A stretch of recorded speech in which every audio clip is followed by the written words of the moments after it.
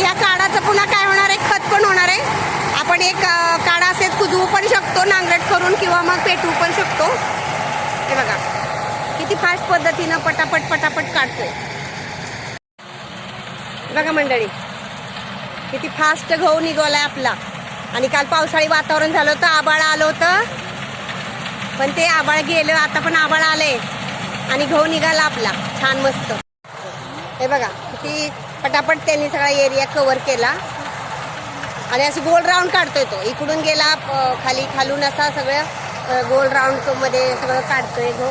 आणि हे बघा सगळे लोक बसलेत आपले.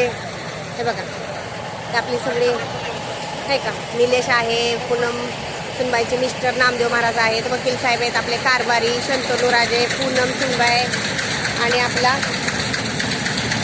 युवराज हर्षल. बघा सगळे लोक मशीन बघायला कसे आलेत बघा.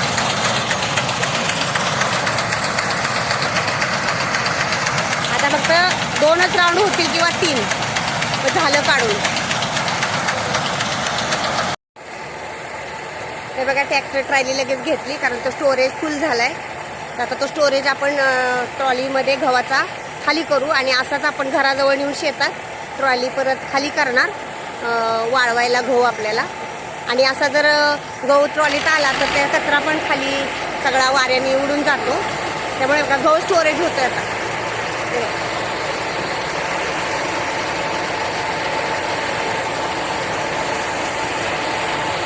मशीनमधून गहू स्टोरेज होतोय.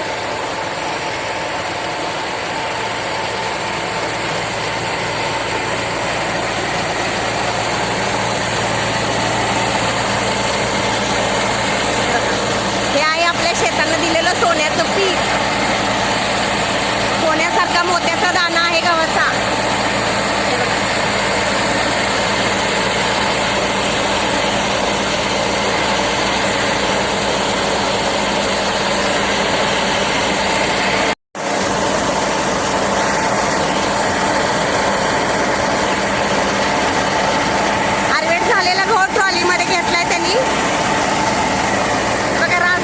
वरती ट्रॉलीमध्ये आता तो ढीग पसरावा लागेल सगळ्या ट्रॉलीत.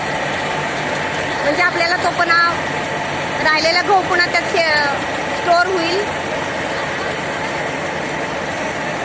त्यांचा बॉक्स खाली झालाय सगळा. चला आता आपण नंतर अजून हार्वेस्ट झाल्यानंतर दाखवते तुम्हाला. आता ही ट्रॉली बाजूला घेतील.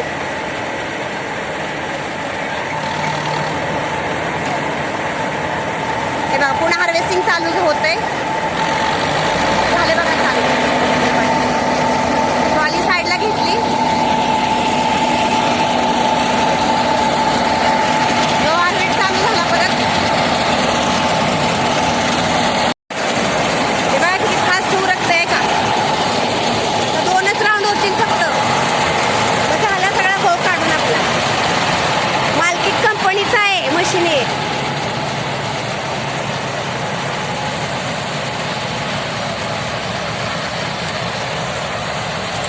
किती सुंदर पद्धतीने हार्वेस्ट होतोय बघा.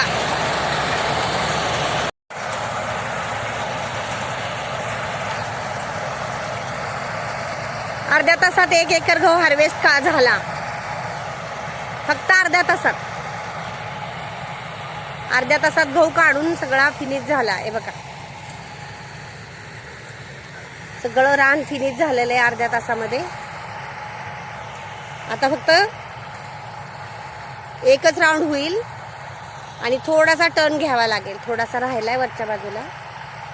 झाला मग संपला आपला गहू काढून. आणि रामलल्लाच्या आणि प्रभू रामचंद्राच्या आणि ह्या शेतसरीच्या कृपेनं बळीराजाला यंदा गव्हाला चांगलं उतार आहे. भरपूर लोकांना धान्य होतंय. एकराला 15-20 पोती गहू होतोय. चांगला उतार मिळाला यंदा. आणि ज्वाऱ्या पण यंदा चांगल्या आहेत. 9-10 गुंठ्यामध्ये 3-3.5 पोती ज्वारी यंदा झाली शेतकऱ्यांना सर्व. त्यामुळं निसर्गाचं आणि ह्या शेतसरीचं आणि भगवंताचं पण खूप खूप आभार. शेतकऱ्याचं जर काय सोनं असेल, वैभव असेल तर तो मोत्यासारखा ज्वारीचा पिवळा धमक दाणा आणि गव्हाचा मस्त टच्च भरलेला गव्हाचा दाणा. हे आहे शेतकऱ्याचं वैभव.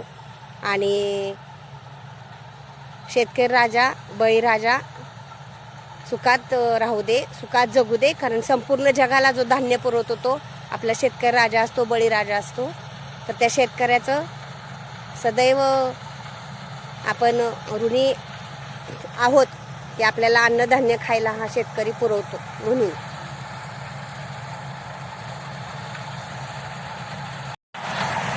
तर हे बघा मंडळी, अशा पद्धतीने आपल्या सगळा 1 एकर प्लॉट अर्ध्या तासात हार्वेस्ट करून झालेला आहे. अर्धा स्टॉक एका ट्रॉलीमध्ये टाकलाय. आता अर्धा पुन्हा झाला की टाकायचा. ट्रॉली डायरेक्ट घराच्या इथं आपल्या पाठीमागे रान मोकळे तिथं उन्हात वाळत घालायचा. आणि पूर्ण आम्ही आलेलो आहे सगळं बारदान वगैरे तिथं गहू टाकायला. तर अशा पद्धतीनं आपला गहू हार्वेस्ट झालाय. आता हे शेवटचाच तास आता होतोय.